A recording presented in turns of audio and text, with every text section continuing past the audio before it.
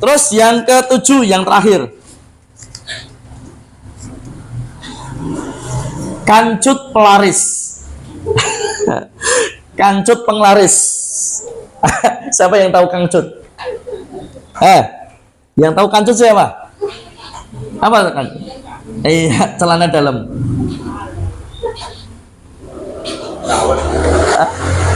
Ya. Jadi pelakunya ini harus nyuri celana dalam yang belum dicuci. Maka hati-hati kalau naruh-naruh pakaian-pakaian yang sudah itu, hati-hati.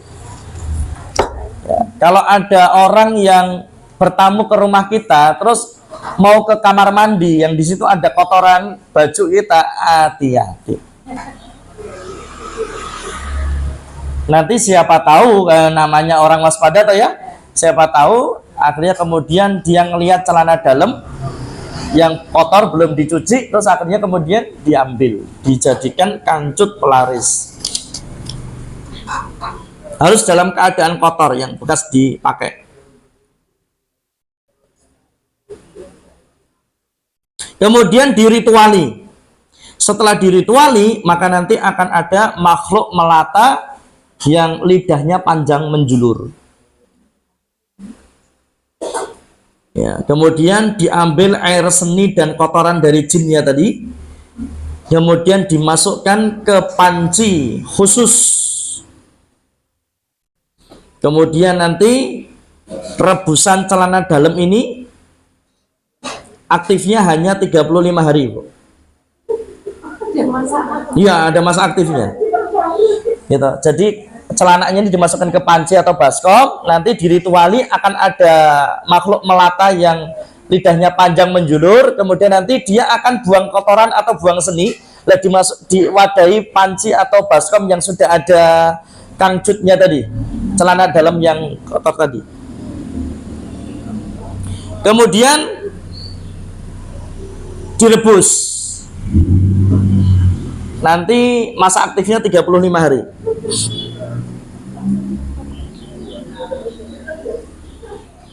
Terus celana dalamnya dimasukkan ke kuah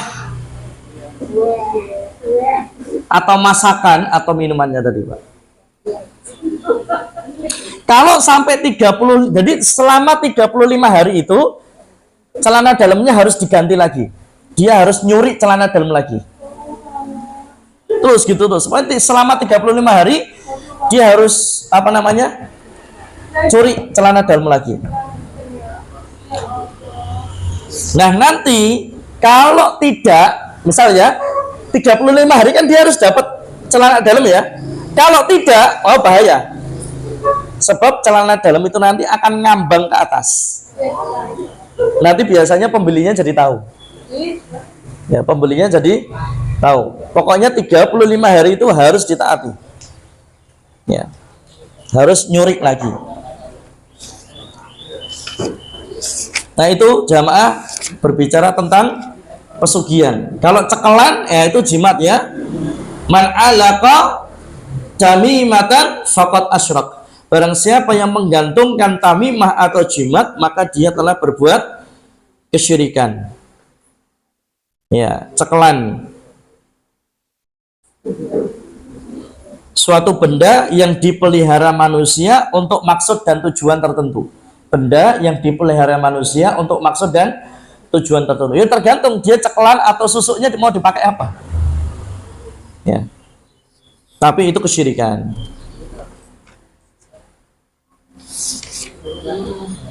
Ya. Kemudian santet. Kalau santet kasar ya pakai minuman, pakai makanan. Tapi kalau santet halus ini biasanya pakai jin. Ya.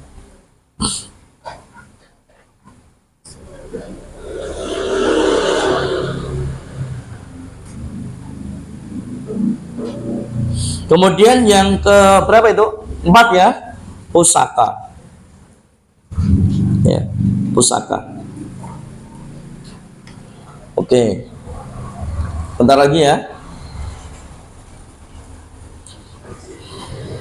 Itu PR-nya sudah dikerjain atau belum? Bedanya korin sama khodam.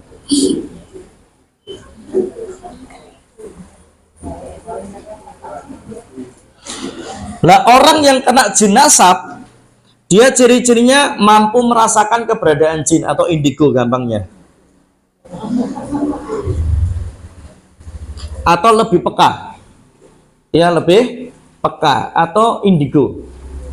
Kemudian dia juga punya kemampuan untuk menceritakan peristiwa yang akan terjadi. Meramal. Terkadang bisa lewat bisikan, terkadang bisa lewat mimpi. Mimpi si fulanah akan mati. Mimpi si fulan akan mati atau akan kecelakaan. Atau kalau dia ngomong apa itu terjadi. Kemudian bisa ngobatin orang, ya. Bisa berdialog atau berkomunikasi.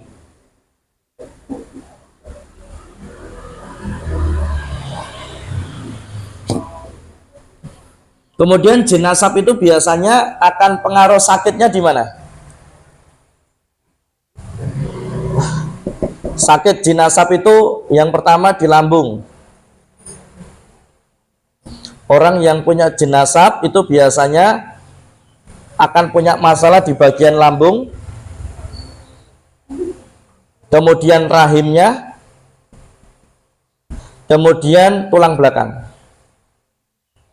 Tulang belakang atau tulang ekor. Ini yang biasanya orang yang kena warisan jin nasab, dia akan punya masalah di sini. Lambung kan ya sakitnya gitu-gitu aja tuh ya. Rahim ini bisa jadi dia susah punya anak, atau kalau punya anak keguguran, ya sering keguguran. Atau bahkan ada yang sudah hamil, ini nggak punya anak, ini keguguran, ini dia sudah hamil, begitu 8 bulan atau 9 bulan tiba-tiba perutnya kempes, bayinya hilang, bleed of womb, ya banyak terjadi. Kemudian dia akan masalah di tulang belakang. Nah, kalau dia punya masalah di tulang belakang atau tulang ekor, maka dia akan bermasalah dengan bab darahnya, karena yang memproduksi ini.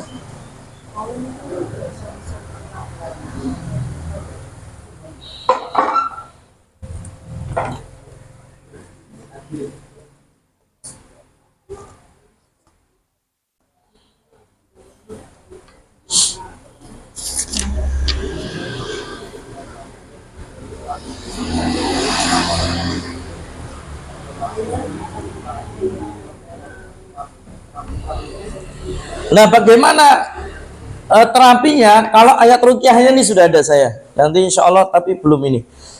Ini ayat-ayat ruqyah untuk jin nasab, ruqyah mandiri jin nasab. Terus harus ada ikrar pemutusan. Sebelum ruqyah mandiri ada ikrar pemutusan. Ya, ikrar pemutusan. Kalau ayatnya yang dibaca nanti At-Taubah ayat pertama. Bara'atun minallahi wa rasulihi ilal ladzina ahadtum minal musyrikin. Jadi untuk memutus perjanjian syirikan yang dilakukan oleh leluhur. Kemudian harus ada ikrar dan ulangi kalimat, 2 kalimat syahadat.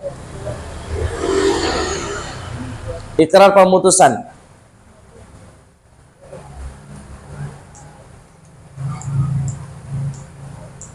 Kemudian baru dia terapi mandiri. Ayatnya ini ada. Cuma nanti ada banyak persoalan toh, karena nanti ketika orang kena jin nasab itu dia akan satu mengalami gangguan di lambung tadi jelas. Yang kedua ada bisikan gaib atau firasat atau ramalan. Dia punya bisikan gaib, dia punya firasat tajam, dia punya ramalan. Kemudian dia masalah di rahim. Nanti kalau di rahim ini yang ganggu siapa namanya? Kalau di rahim ini, jin bajang. Ini yang ganggu di rahim, namanya jin bajang. Itu harus dikeluarkan itu. Jin asap mesti dia punya itu, jin bajang yang di rahimnya itu. Kemudian dia mampu melihat ya indigo. Terus orang yang kena yang jin asap tadi keturunannya satu apa Dul? Sindrom. Yang kedua autis. Ini kalau bahasa sederhananya tumbal hidup.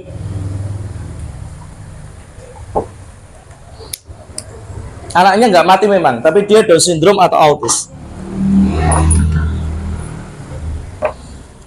Ini bagi yang ada jin nasabnya.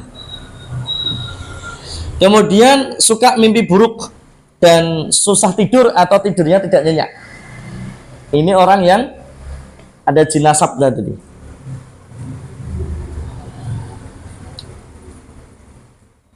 Kemudian terkadang orang yang kena jin nasab itu ada penyimpangan seks, ya. Kemudian ada masalah di darahnya. Dia punya masalah di darah karena tulang belakangnya bermasalah tadi, tulang ekornya bermasalah. Masalah di darah seperti apa contohnya? Apanya? Contohnya seperti apa masalah di darah? Ya, kanker darah. Atau darah yang abnormal. Ya. Pengentalan darah. Iya. Orang yang punya jin nasab itu biasanya kepribadiannya labil dia. Gampang marah, emosian gitu. Ya.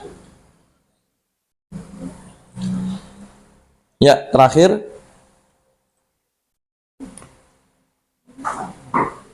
nanti secara khususnya ada sih. Untuk yang di lambung bagaimana, untuk yang indigo gimana, ada yang menghilangkan jin bajangnya bagaimana, untuk ngobati indigonya, mimpi buruknya, susah tidurnya, penyimpangan seksnya, kemudian masalah di darahnya, di rahimnya, itu secara khususnya ada sendiri-sendiri. Cuman kan nanti jadi panjang. Ya. Oke, ayat-ayat pelebur jin leluhur atau jin nasab Al-Baqarah 163 167. Al-Baqarah 163 167. Sampai atau hanya 2 ayat? Sampai. Ya, sampai. Terus yang kedua Al-An'am 128 132. Sampai 132. Terus Al-A'raf 35 sampai 43. Sampai 43, 35 sampai 43. Al-A'raf. Yunus 40 sampai 41. Surah Ibrahim 39 sampai 52.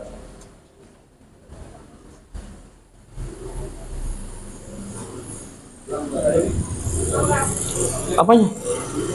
Hah?